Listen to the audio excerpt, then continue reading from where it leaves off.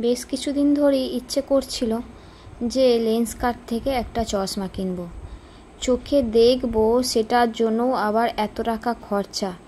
ভাই, যারা চোখ ভালো আছে তারা চোখের যত্ন নিও, না হলে আমাদের মতন আবার টাকা খরচা করে মানুষদের দেখতে হবে।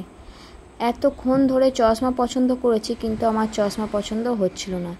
এই যে পাওয়ার চেকের জন্য আমাকে নিয়ে গেছে এখানে চেম্বারে, ওই যে দূরে ওখানে টিভিটা দেওয়া আছে।